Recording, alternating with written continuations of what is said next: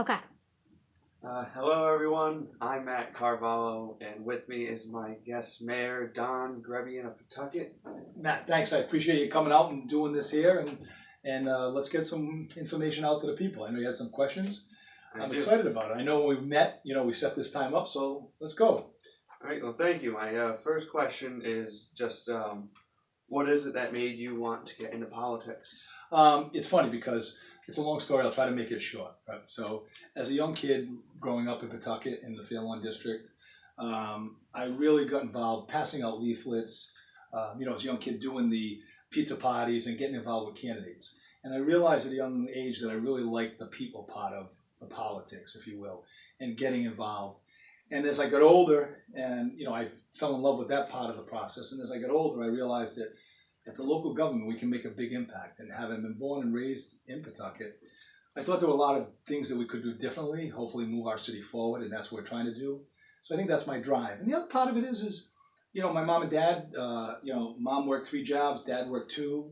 My brother and I, and we just lost my brother this past April, but my brother and I, came from a divorced family. And I think you always wanted to be better. And I thought that, by giving back to the community was my way of, growing up and being responsible into the community. All right. And so how do you think thus far you've helped the community? So I think we've done a lot. I mean, we've got a lot to do, right? So I think I've been here, as you know, I think I served on the council 11 years, 2 years as council president. Started at a very young age being involved on the ward committee and working my way through the process, and thought I had a great understanding of city government operation, and I thought that I wanted to be mayor, and it was going to make and I knew everything I was getting into when I was going to get here. I didn't until I sat in that chair or in this office. And, there's a lot of things that we've been able to do. First, when I came in 7 years ago, we were at the cusp of financial bankruptcy. State was coming in as a potential takeover. We had a $14 million structural problem. And then we realized that we were able to, get through that. And we were able to mitigate, that financial crisis. A lot of good things are coming in. People were providing quality of services. We're reinvesting in our schools right now. We're reinvesting in our roads, our infrastructure, and our schools are so important because that's what's going to make our community that much stronger, and people want to live in this community. So, the first 3-4 years it was trying to become solvent and financially stable. And now we're at a point 7 years later where we're starting to see some good things happening, right? We have a new niche, if you will, with the breweries, and we have invested in a lot of those businesses, small businesses, and we have the transit-oriented development, commuter rail, which is on target to have a train stop here in the Barton Street area, and our new commuter rail in 2020. So we're starting to see that'll bring all new economic development opportunities and things that we're not used to seeing. And we want to make sure that as we continue all our programs with our fair housing and making sure that everybody has, the quality of life, those services. We privatized and had to privatize our transit. I should say I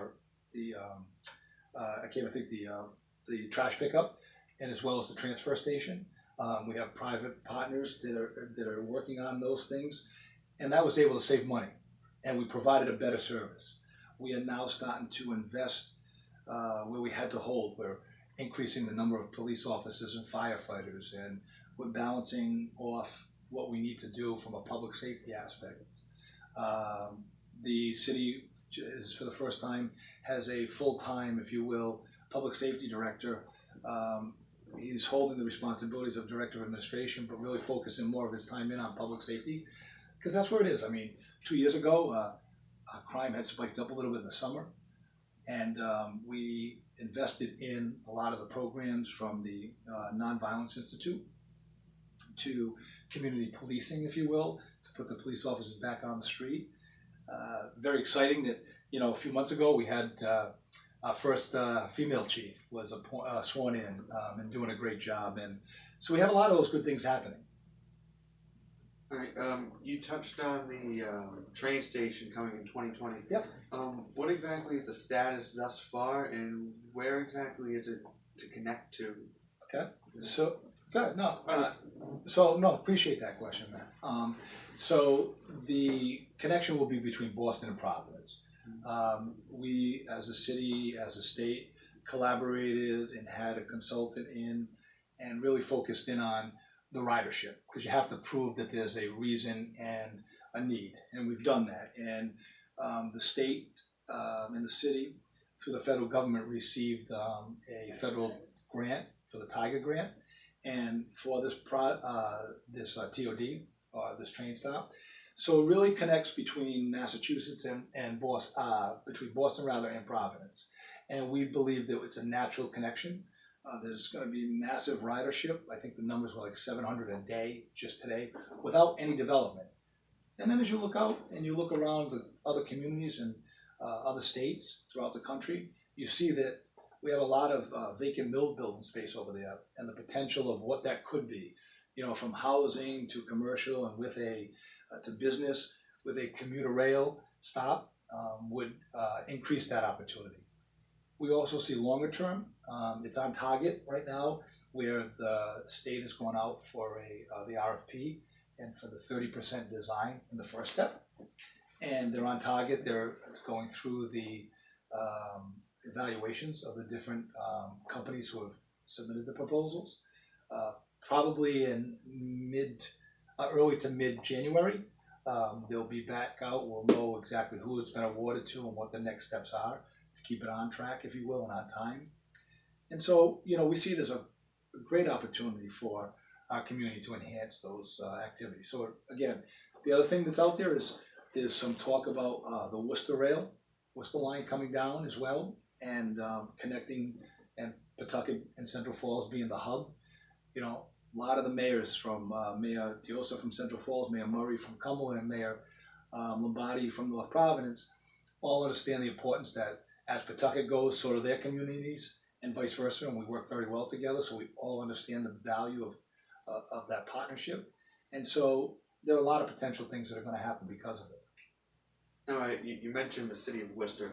Now, with the challenge of Worcester wanting to take on the Paw Sox, and I know it's a lot more of a state problem now, but what exactly are you still able to do, and what will you do to do everything to keep the Paw Sox here in Pawtucket? We've been, for the last 2 years, we've dealt with all of the obstacles, if you will, of keeping them here. At the end of the day, we understand how important Paw Sox is to the community of Pawtucket and to the state of Rhode Island, and what it means from an economic value when you start talking numbers, but that has emotional value. And, for the state to lose and the city to lose the Paw Sox would really be, something that would be almost like a stake through the heart. So what we've done throughout this process is we've been navigating. We structured a very strong financial position where the current agreement pays for itself. All the money that's generated out of the park would be paying for the bonds that would be borrowed against.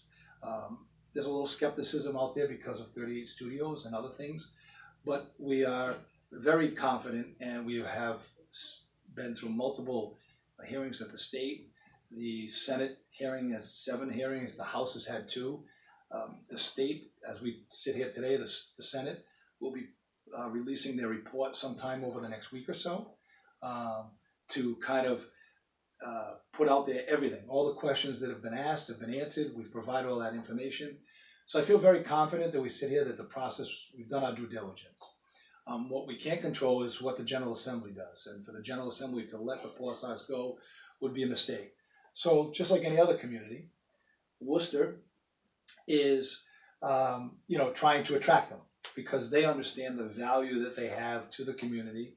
What they would be to Worcester, because they don't have them, we have them, and we want to keep them. So I think I've built a very strong relationship with the Paw Sox and the General Assembly to build that trust and how important it is. The governor is supportive. I think every state official, the higher ups want to keep them here, and we've crafted these numbers. So I think we've done our due diligence. Hopefully by the end of the year, we'll know that they're going to stay. we've done everything we can, and I'll keep fighting to keep them here. So we'll navigate through the process. Sometimes government can be very frustrating, the process sometimes, and tedious. But at the end of the day, the hearings have been productive, given the general population the understanding and the consensus of what the value is, and I think people hear that. Now, if the Paw Sox do leave, there will be a lot of people out of jobs like myself at McCoy, but there is another company you are trying to bring into Pawtucket and Central Falls for jobs. What's the exact, with Amazon, how is that currently going with your bid with Central Falls to get the headquarters here? So we understood, and we talk about where the commuter rail is in the back there, in the area of Conan Street, Pawtucket Central Falls line, where the train is going to stop. We've got all of this underutilized property out there. So when the state was putting together their proposal for Amazon, Mayor Diosa and myself responded to the RFP process. They wanted to look at certain qualifications, so we were very aggressive with our teams from the planning department to our commerce departments on both the city of Central Falls and Pawtucket. They work together. We have the Pawtucket Foundation, which is a very active organization. They supported, put everything together. And for the first time, because we understood that that area has so much more value, it's underutilized right now, and there's revenue potential for both communities.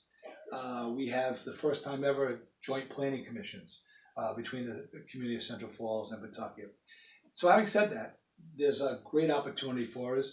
We've supplied it to the state. The state has put together, I believe it's 5 different areas, kind of a campus methodology. We've applied. The state has redefined a little bit of the designs, as they redefine it.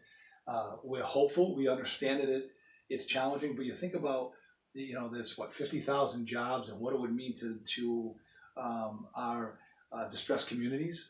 I love my community I represent, but we have our challenges just like Central Falls.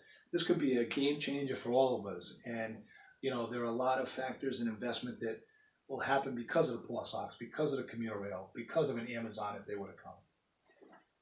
Now, there is another topic that's been going around with the trash station that's in Grotto Ave. Yep. You've been said that you promote moving it to Providence around where the line. It's Pawtucket, but on the Providence line. Right. Yep. In the line over there. There's been people that the owners of Cellos and the owners of the car shop that said that it will take away business from their companies and put them out of business. Why do you support putting it there, and what do you think it will do to the people of Silver Spring Street and the community as well as the companies? Fair question. So we go back and we talk about what our current challenges are at the existing facility, right?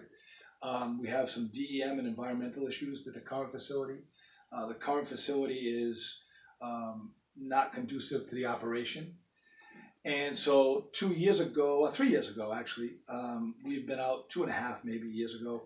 We went out to the neighborhood and we started talking about what our options are. We could build where we are, a brand new modern facility. We'd have to build a road and a bridge through some of the marsh to come in off of Colfax Street and in the back there.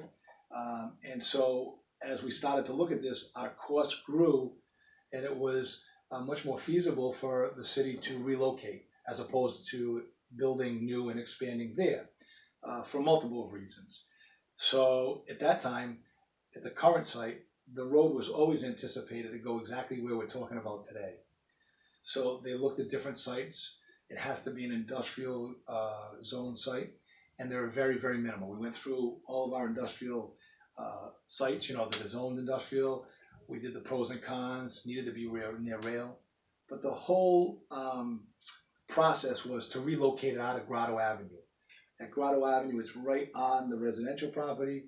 It was to mitigate the truck traffic on Middle Spring Avenue, Lonsdale Avenue, and Smithfield Avenue. And it was always to reroute that. So we got to the point where now that's becoming a reality, and we filed the application with DEM. There are some concerns, and it was back then, the Cellos brothers. I had met with them, and I had met with Jim from the car store, and told them that we're going to be a very public, transparent process. DEM requires public input.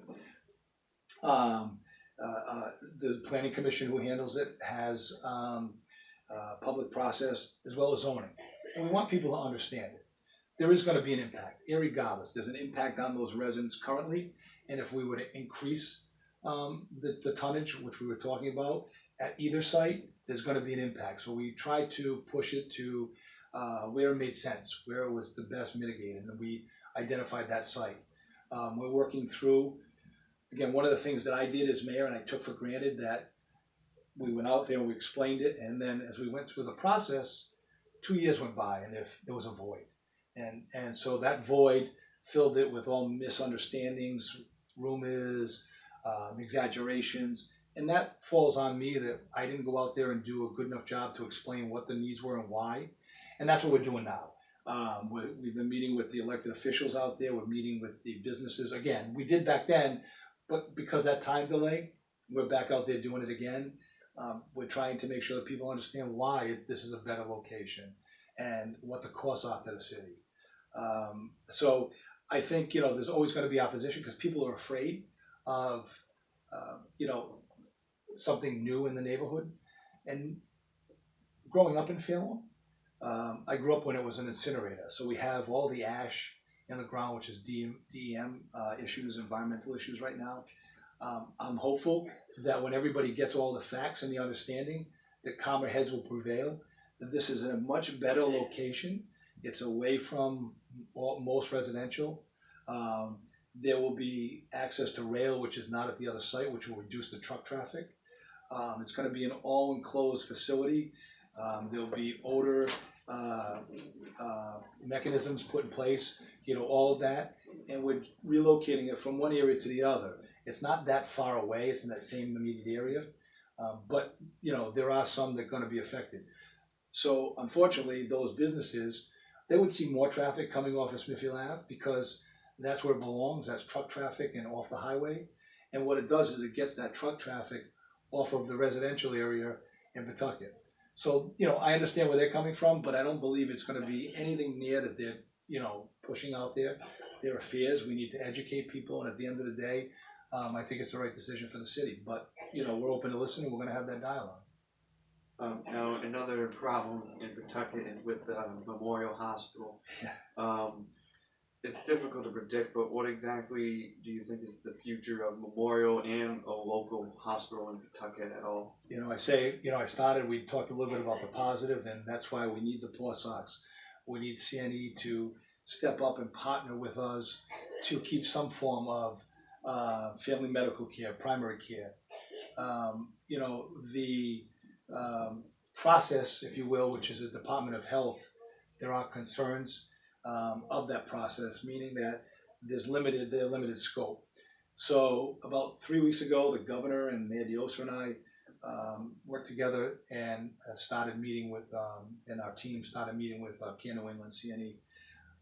They have been working with us to try to balance the need of a closure versus what services are going to be there. Because at the end of the day, the communities really don't have any control over it. It's Department of Health, but we're trying to influence what stays. So our importance is what healthcare services are they going to provide? We have a very diverse community who public transportation is important. If we were to lose all of the services there would be an impact to those underserved, if you will. And that's our jobs to protect that. We have limitations. There's legal responsibilities. CNE, they have their legal rights and responsibilities, and there's a process. And what we're trying to do is hold their hand and make sure that we're partnering together to get something where it's not going to be Memorial as we know. And, there are a lot of blame to go around. People can blame that it was the way they operated, and others can say it was the lack of commitment and people going to that. We need to deal with what we have right now, and it's what is that restructuring going to be, and how do we keep some services here? So I think you'll see some primary care.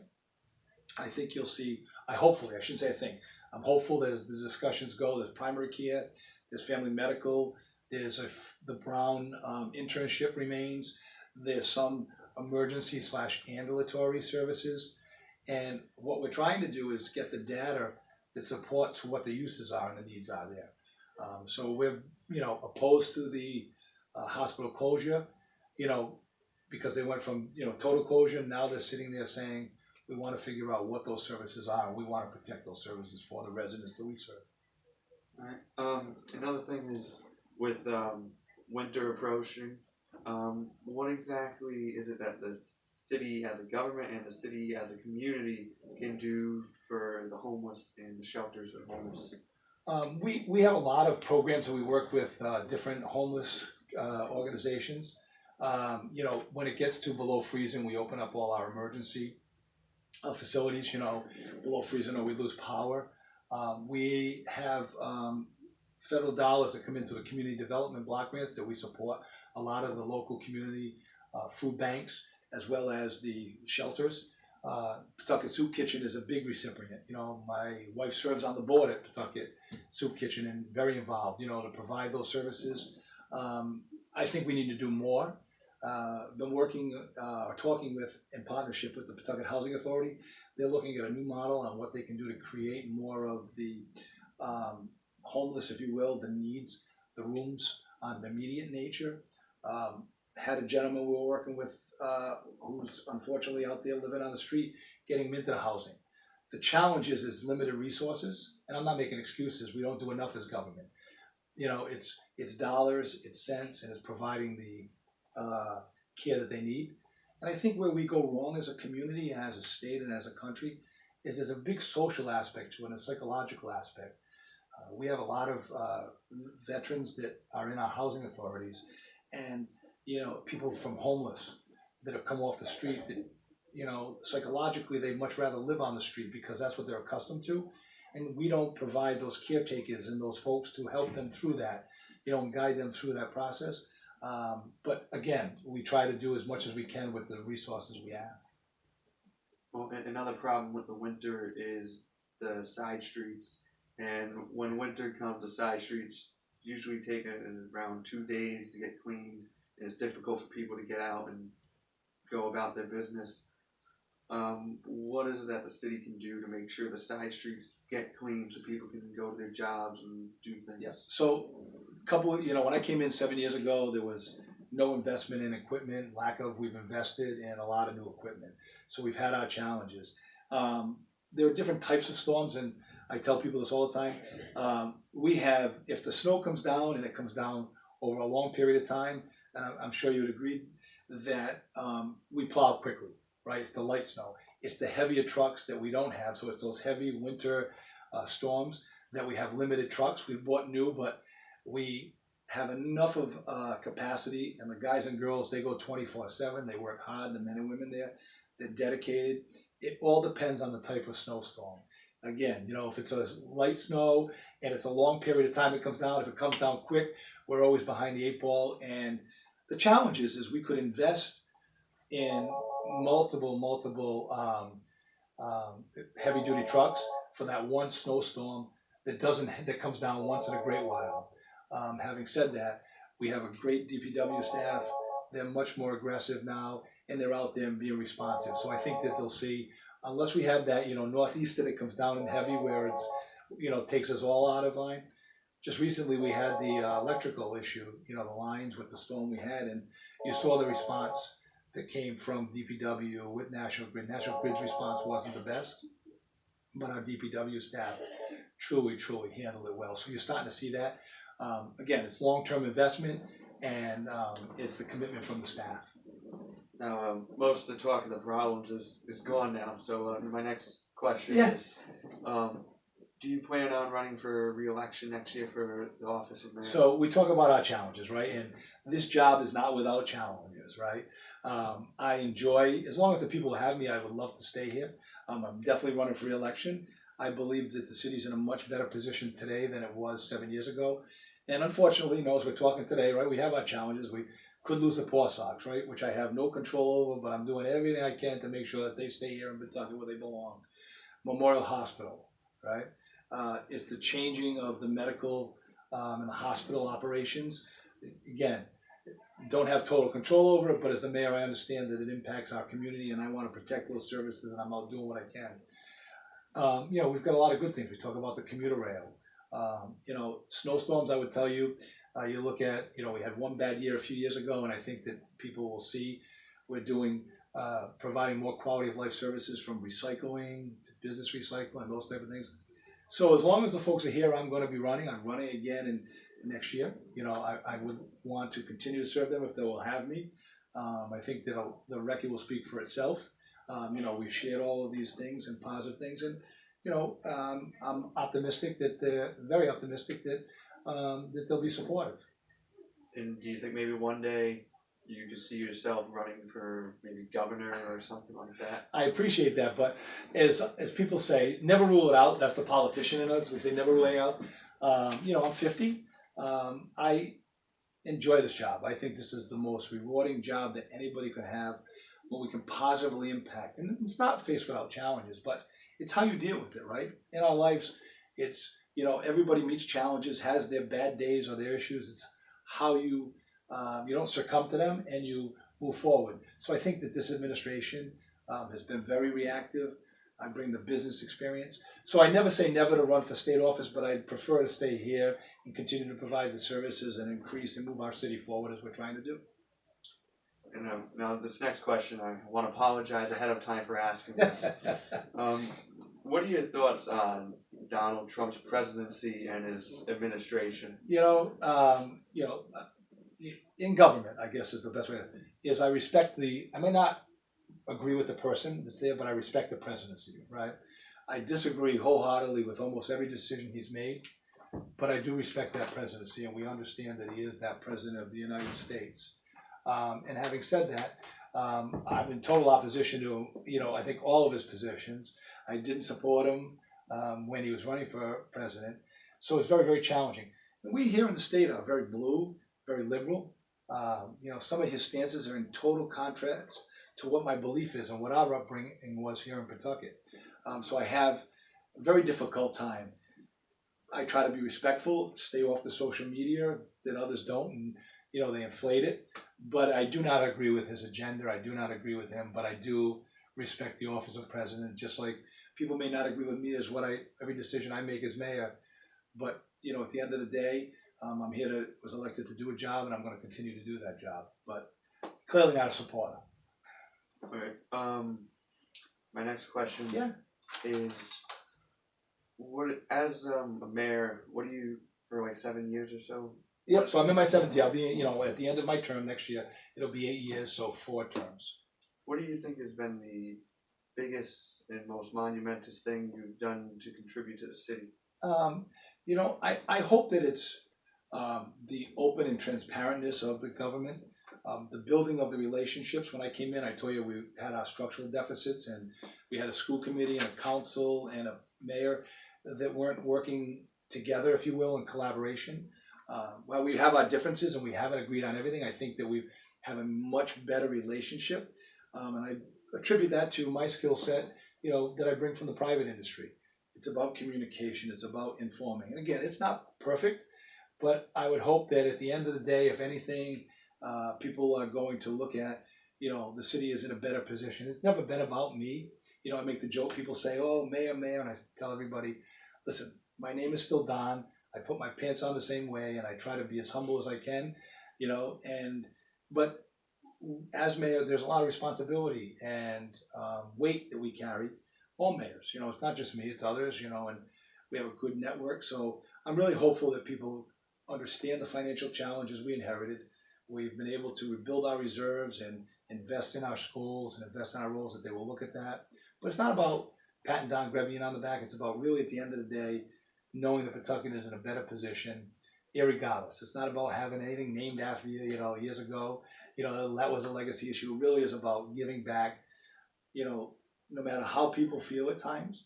There's nobody that can question my integrity or my commitment to the city or my staff. People are dedicated here. People are giving back.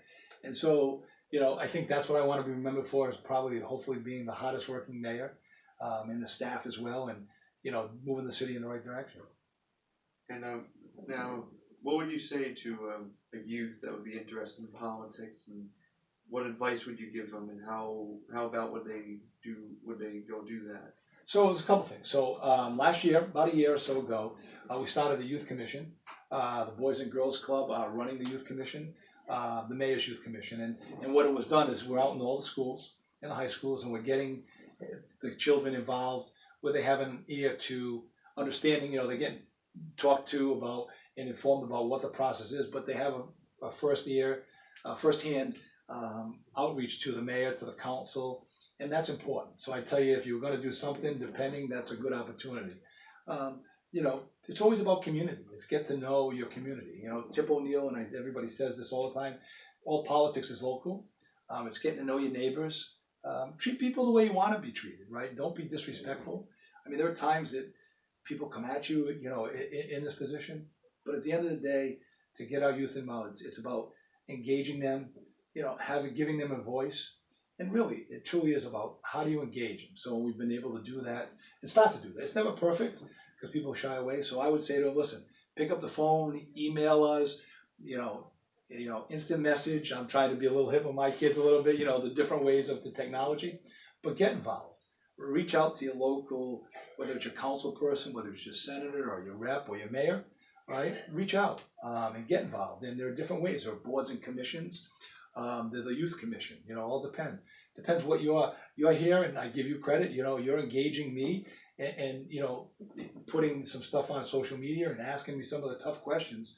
And that's what it's about, is that engagement. So find what your comfort level is. You found what yours is by doing this, and find out how you want to engage people. All right, and my last question is a bit of a classic.